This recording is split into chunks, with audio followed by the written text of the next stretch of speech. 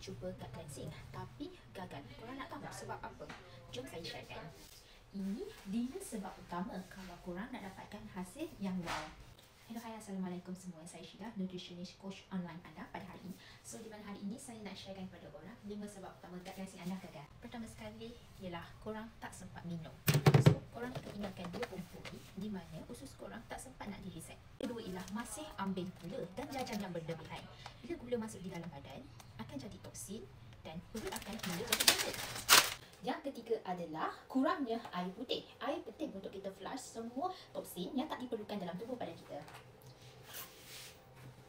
Yang keempat ialah tidur yang tidak cukup ataupun stres yang tinggi. Usus akan jadi lambat recover bila hormon kita tak stabil. Jadi kita perlukan tidur yang mencukupi. 5 ialah tak ikut meal plan yang betul. Makanan atau gut cleansing tadi akan menjadi sia-sia jika minyak bercampur dengan makanan berat tadi di dalam usus anda. Jadi sila amalkan purple drink secara konsisten. Anda get ready untuk start dengan cara yang betul. Jangan lupa DM saya untuk dapatkan keterangan yang lebih lanjut. Bye.